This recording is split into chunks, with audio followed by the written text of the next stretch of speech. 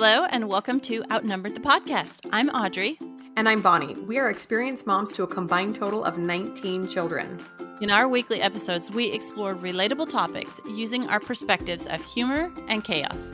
Tune in for advice and encouragement to gain more joy in your parenting journey.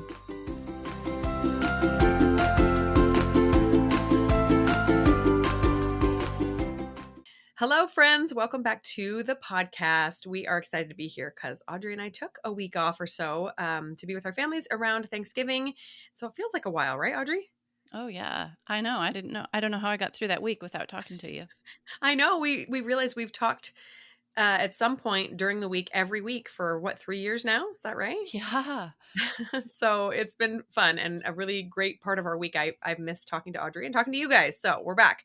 Although you didn't notice we were missing because we had episodes to load up. But today we're going to be talking about our family's history, and not necessarily before our current family, but like storing and sharing our current family's history, as in photos, videos, maybe some audio stories, etc. And it's kind of an exciting topic. We're going to share hopefully some fun tips for you. So one thing I wanted to share really quick before we got started was a little while ago, I think after my 8th baby, I decided to document with pictures getting back in shape after having my baby. And so I was just taking pictures of myself in my bathroom in clothes that I would not normally wear out in public, just so that I could see if I was making changes, because oftentimes the scale wasn't reflecting things. And so I wanted to just see a picture history. Well, at the time, my pictures were automatically syncing with the cloud. And I wasn't really aware of that until my kids were like on an iPad scrolling through pictures, and up popped these kind of awkward, fairly immodest pictures of me in all my postpartum glory. And I was like, oh, note to self, store those on a private album somewhere. So there's your little tip for if you have any photos you don't want people to see and you're going through your photo history or it's synced somewhere. I'm sure that's happened to somebody else, but anyway, I don't know, Audrey, do you stress over this concept? I personally do, of storing my family's history. Or are you just chill about it?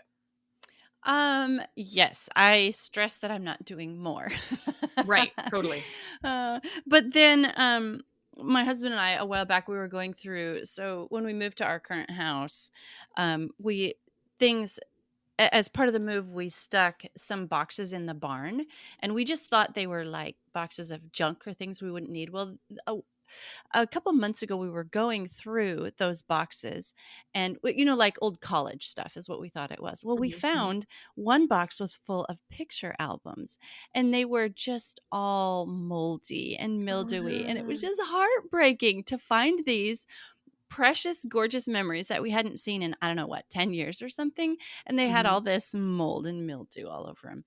Thankfully, of course, we had the negatives and they were stored somewhere else. And so we could reprint those Oh, pictures good. and it all turned out okay. But it just made me more aware of how little I have done in the past and am sometimes currently not doing to preserve family memories.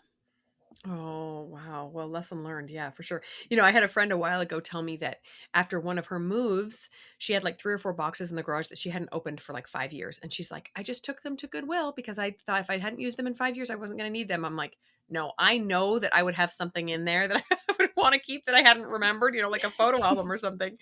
I wouldn't I'm dare, the but kind then of of course you. dummy I'm the kind of dummy that leaves money in cards, and so I can't do that because I'm, like, Totally. giving away, hundreds of dollars or something when I'm like, "Oh, Totally. this is just junk."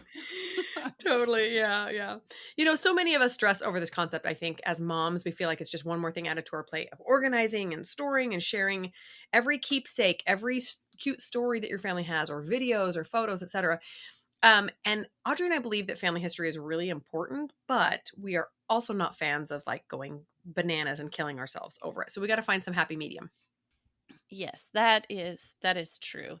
So, there are some things that living in our day and age that work in our advantage. We live in the digital era, and that means we have the ability to record and store these memories on phones and devices that we carry with us or we have access to 24/7. That's amazing. Think about 150 years ago, they didn't have any way to record pictures It would be like paintings or, things like that. And, you remember and have seen the very earliest photographs where they had to sit still for 10 minutes in order for it to take or So something. everybody looks really cantankerous. I know. Can we move yet? Yeah. Uh, but this also exacerbates the problem because the memories there's so many of them that are now stored that just sifting through them, it can be exhausting. Like, I have probably 1,000 pictures on my phone, and just thinking about sifting through them and just, getting rid of all the ones where kids' eyes are closed or, whatever. It's just like, ugh, I don't think I can do that. Yes. Okay, So, on that note, yeah. I, replaced my phone. It got a cracked screen, so I, traded in for another one and had to transfer all my content from one phone to the other, and the guy looks at it and he's like, you're gonna have to do this at home. We don't have enough time to sit here at the AT&T store and do it." 7,074 photos, Mm. 788 videos on my Whoa. phone. Yeah, I've Now got I'm some issues. impressed with the storage of your phone because I don't know that my phone, it's older, but I I don't know it could have that many videos and I do photos on get, it. like, the biggest phone possible because 'cause I'm terrible at uploading, but I'm getting better. I'm gonna share with you guys my, step-by-step process that I've been using this year. It's been working really great. The problem is just taking them off the phone because they are stored somewhere else now, Right. thankfully, so Right. Right. So when I kind of came to terms with the fact that I needed to do something about this and how was I going to go about it, I realized that I had to start with the end in mind. What was the point of storing these photos and videos and keepsakes? What did I want out of it all, right? And so we're just going to throw a few ideas at you because it's totally up to you and your husband and your family. What you want out of it at the end, maybe when your kids are gone or when they leave for college or whatever. But that is going to determine what and how you store what you have now, right? So, a couple of examples are creating a photo book of each year of your family's life, or creating a photo slideshow of maybe a child's childhood, having a family photo album maybe to send with a child when they get married or go off to college, or creating a family video every other year, right? The options are endless. Yeah, and there are so many apps and products out there. We're not even going to talk about any of them, but there are. If you start looking into it, there are so many different ways that you can get help with this problem. Hmm, A few hmm. others might be write down a quote from your kid when they say it. Just write it down. I keep a journal at night now, and I write down just 5 things every day that made me smile or make me happy. I know I've talked about this before, maybe on our Patreon episodes, but sometimes I just jot down a really cute thing that a kid said or did, and I love. I've been flipping back through the year, and I forgot, what cute thing my kid said back in February that made me smile, but there it is written down so I can remember it. So that's just a really simple, low tech way to write something down. You don't have to take a picture of your kid every month or every day. Take it once a year and, display them side by side on the wall. Just throw everything in a box. It doesn't have to be fancy or pretty. Uh, but then get them out and look at them during the holidays or birthdays or special events. My kids love to see what they looked like. I usually take pictures at their birthday, so then we'll go back and we'll look at, oh, this was your birthday 5 years ago. Look what you looked like then, and Hmm, hmm. that kind of thing. You can make it as easy, laid back, complicated as you want. There are so many options. It's just kind of the thought here is kind of being intentional about what you do. And if you intentionally decide to just throw everything in a box, that's okay too. Right, right. You get to decide for sure. And we personally tend to be fans of doing things as easy as humanly possible. And I personally have found that even when it's a very simple goal, things tend to get more complicated and time consuming than you think they will be. So, like, make a goal and then lower your expectations, right? So that if it does get more complicated, it's still doable. Yes, absolutely. Okay, so our personal goal for storing or displaying photos and videos is just to preservation, memories from childhood.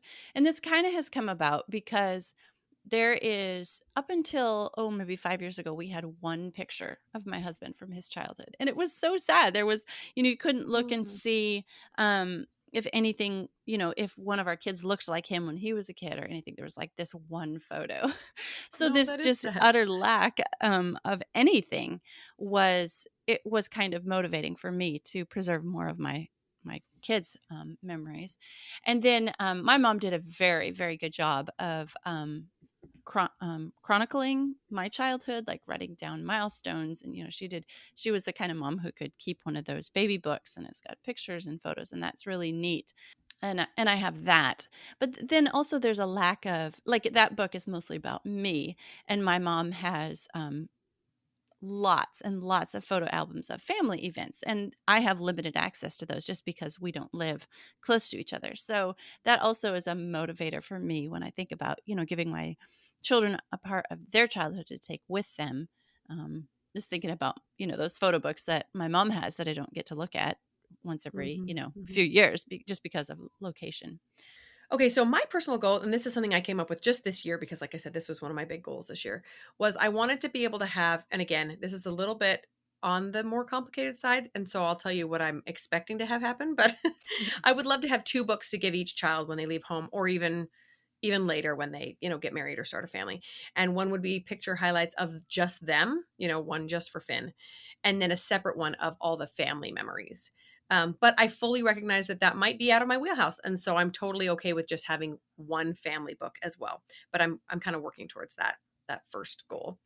The family book would be mostly the same for each child. Obviously, we have a big age span, fairly big, not as big as Audrey's, but it might change obviously for the younger kids because they're not going to have as many memories as their older siblings, and so they'll probably want to see more of the things that they remember. But I just plan on basically printing the same thing 10 different times and handing it out. So that should be really, really simple when the time comes. And then when it comes to family videos, I plan on keeping them stored and with me to watch on holidays. Obviously, if somebody wants a copy, I can burn them a DVD or something. But I think that's one of my favorite things to do, both as a child and as a parent, is to look back on old family videos, especially on special events. So I'm excited to do that. Oh yeah, there is something like that in my husband's family, and I have never seen these old videos, but I've heard that they exist out there, and somebody's keeping them, and they would be super fun to see and watch. So, more of a personal goal for saving and sharing family memories. Well, my husband has kind of some really neat things that his different people in his family have done. So his grandma wrote a book of her, basically her and her husband, well, her childhood, and then of her and her husband's and their kids, so like her childhood and her children's childhood. And she published these books, and they're available. I mean, you can go buy them. They might be on Amazon. Anyway, anybody in the family, and they have quite a large family because they have 13 kids and 63 grandkids and blah blah blah, and anybody can go buy these these books or get their hands on one of these copies, which is really neat, like for my kids to see, because they never met, none of my kids ever met this grandma who wrote the books, my husband's grandma, but they're out there and they can read it, and it's part of their history too. um, my maternal grandmother had some photo albums. That's probably where my mom got it from, was that her mom did the same thing. And what I really like about these is she went through, and then my mom went through after her, and they're all labeled with names and dates and locations. So these people in this book, these photo albums of my grandma's, I wouldn't know them from anybody else on earth. I mean, I Hmm. would Hmm. recognize my mom in them, but that they're labeled is really, really neat, because then there's information. It's not just photos. Like, so many photo albums are just photos, and when you pass it on to Hmm. another generation, then the information is lost. But these are labeled, so that's pretty neat. And I think my mom made an attempt after my grandma passed to finish labeling or pass them on to other siblings who might know and be able to help her with the labeling. So that was kind of a neat thing. My sister has made a photo book of a couple memories that are pretty special to our family, and one that she's made that's very special to me is a photo album of in memory of my dad, who passed away when I was in my early 20s. And so that's really neat to have and keep those memories and be able to show those to my kids and pass those on. So I guess kind of the goal again here is just to preserve memories and pass on that information to other generations, and it keep going forward. Yeah. Sounds like you have a lot of really great family historians on both sides, which is really a blessing, right? To have somebody that has taken good care of that. I love that.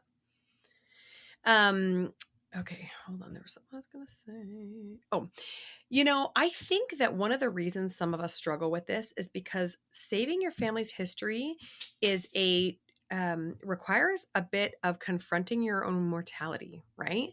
And Hmm. none of us like to do that. We all like to think that we're going to be around forever. Despite all the overwhelming evidence that we are all going to pass away someday, we still like to forget that and maybe not fully confront that fact head on. And by doing so, we like to just pretend we'll always be around to explain what these photos mean, but we won't be because no one ever is. And so by being just aware of that and saying, hey, this is a blessing I'm passing on to my children and their children and their children's children, um, we can be a lot more cognizant of the fact that we have this knowledge that someone will want someday, and to be better at storing it. I love that thought. I personally am a little bit less organized when it comes to family stories or memories than I am photos, but I will share one tool that I've used, and I know I've talked about it on Instagram before, and that's the Keepsake app. And we'll have a link in the show notes. But there's a free option, but I have the paid one. It's just a couple bucks a month. Um, and you get to enter funny quotes or cute memories of your kids. You can even save photos in it now as well. And they even have a text option. So if you're too lazy to open the app, you can just text a cute quote of your kids and then it saves it in the app. It's brilliant. And then obviously backed up on their server. So you don't have to worry about breaking a phone or something and then losing all your memories. So that's really, really fun. There's a little section for each child. I just click which child I want to save it in, type a funny quote or a cute memory, add a photo if I want to, and then boom, it's done. It really doesn't get any easier than that. So, in fact, just for humor's sake, I have to share one that I saved yesterday. My 8-year-old goes to a local like indoor trampoline park where they do this ninja class that he loves. They teach him how to like jump on these blocks and tumble and all these fun things, right? He loves it. And so he comes home from the class the other day and he goes, Mom, I thought that by now I'd get some abs, like defined abs. But I haven't yet. Maybe at the end of the month, and then it'll be like a Christmas present.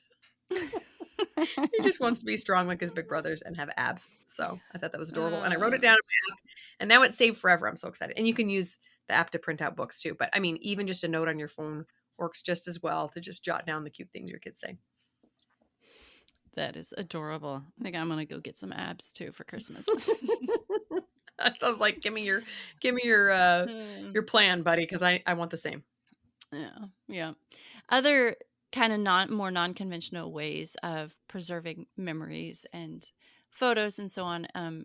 Like if you have a blog, you can get a free blog. There's lots of free platforms out there, and just kind of chronicle your family's history or day-to-day life, whatever. A journal, like I mentioned. This podcast is kind of Bonnie and I are sharing lots of things about our families as we go through it, so it's kind of recording some information as we go. Social media definitely kind of is a built-in way to record and store information. Like, Facebook has a timeline and you can scroll back on your timeline or through your photos. The big caveat here is that, as we are seeing, you do not own your information on social media. They can decide at any point to deplatform you or whatever they want. So you should definitely have another copy somewhere else, print it, download, whatever. But it is a way that a lot of people use to, it's kind of a built-in organization system for photos and timeline things. And so those are some more unconventional ways that you can just use as tracking your history or your life. Yeah, and the bonus with those is that you share them with the world as well. I mean, obviously not everything if you want to make it more private, but you get to share with grandma and the aunts and the uncles and the cousins while you're also saving it for yourself. So that's a great idea. Chat books is another great tool you can use to turn your social media, so your Instagram account, into books.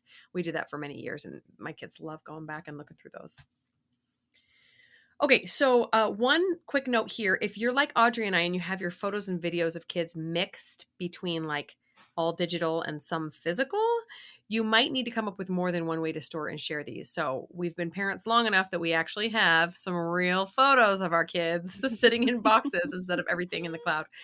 And so that requires just a little bit of different, you probably have some of those of your childhood.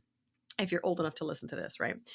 So for our physical photos, we actually have most of them in just old school photo albums. Unfortunately, a lot of them are not labeled, so I need to go back and do that as much as I can remember before it gets too late and my memory totally goes.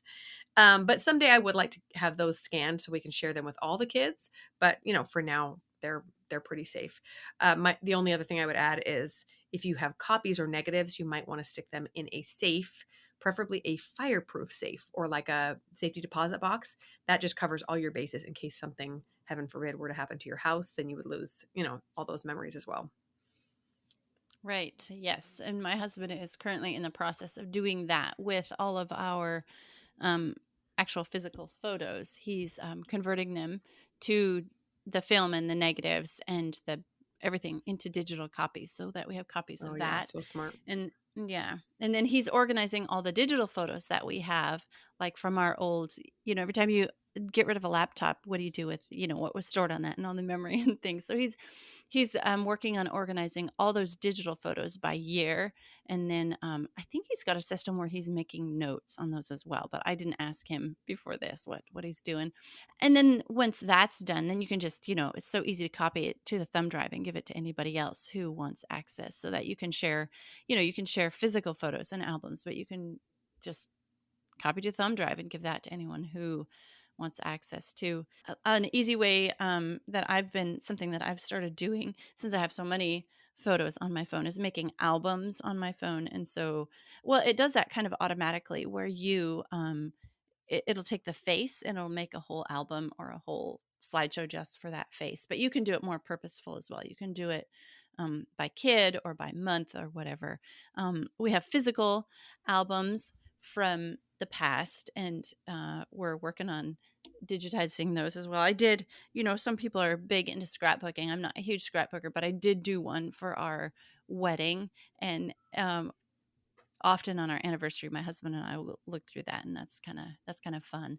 And then I too wanted to stress the emphasis of offsite or cloud storage on whatever you're doing, because um, a fire or a flood or you name it can happen, and so all your hard work can just be destroyed in.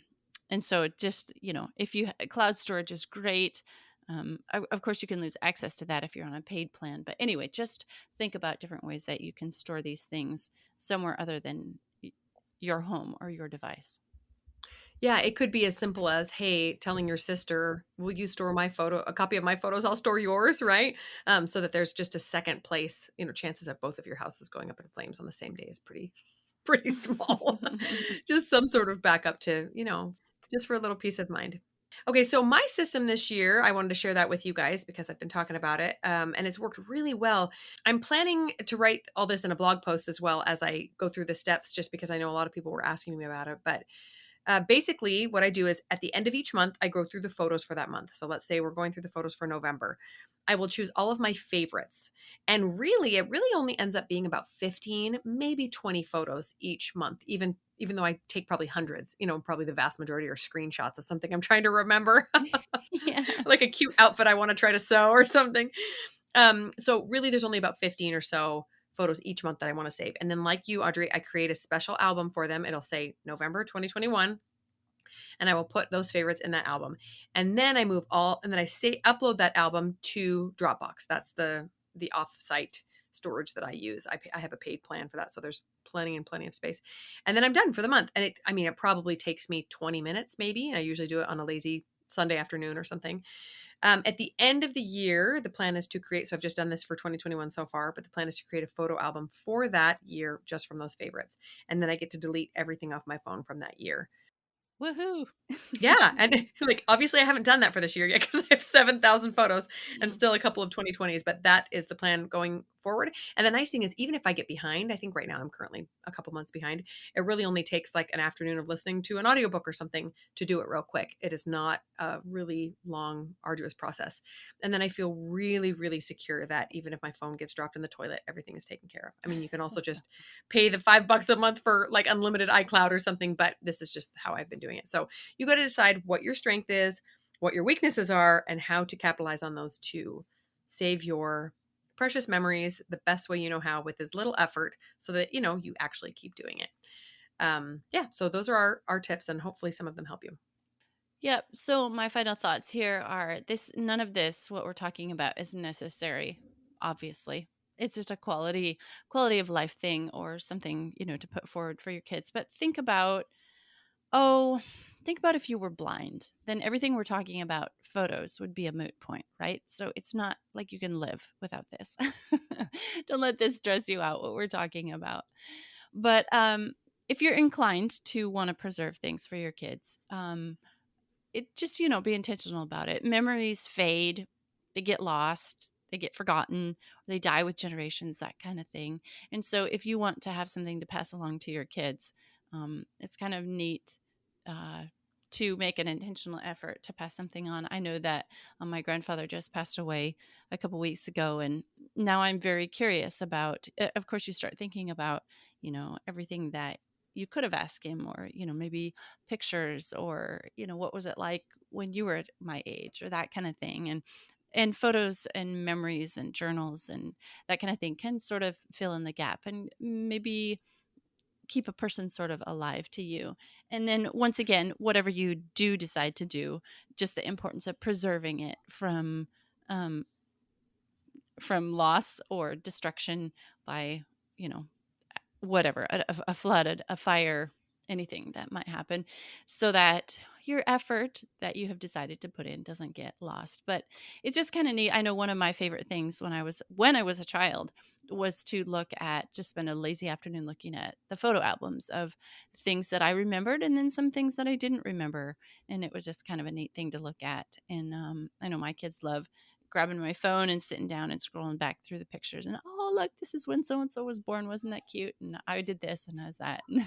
So photos can trigger a lot of memories for us, and that's just kind of a neat thing to be able to hold and remember ourselves, and then also to be able to pass those on to our kids as well. Yes, I love that.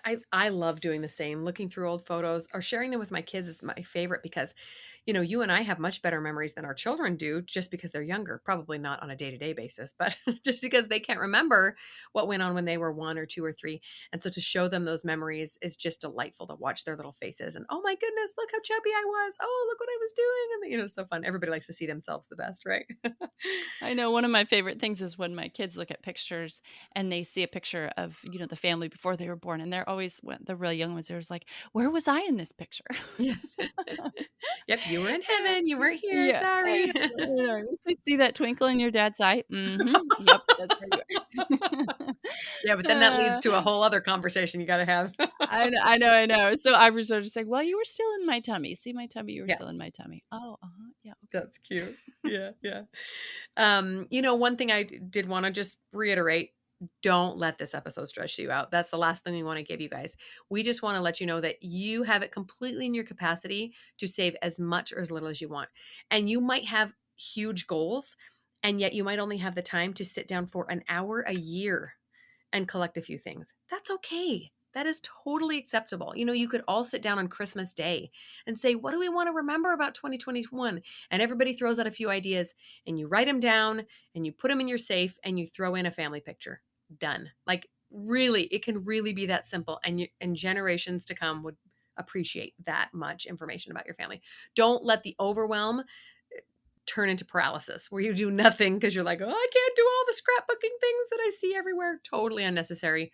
Do whatever you can that is actually doable and that won't terrify you into paralysis, right? And this, it's just so fun to think that this is the story of our lives. Like, we're creating it every single day. I like to think about it like that so that I remember not to miss it, because I like to get busy doing my things and then forget to just really live in the moment. But when we write it down, that can be helpful in helping us to live in the moment, because we're thinking, what do we want to remember about this? Do I want to remember the way my 5-year-old looked up at me and giggled every time I tickled her? Do I want to remember how my 10-year-old would rollerblade around the driveway over and over and over until she just got dizzy and started laughing? All these fun little memories that happen every day. And then within a couple of months, they'll stop happening because kids grow or something changes. What do I want to remember about these days that I'm living right now? So that's what we're going to leave with you guys. We think you're doing phenomenal jobs as mothers, even if you just take that one picture and save it a year. That is enough. We'll talk to you next week.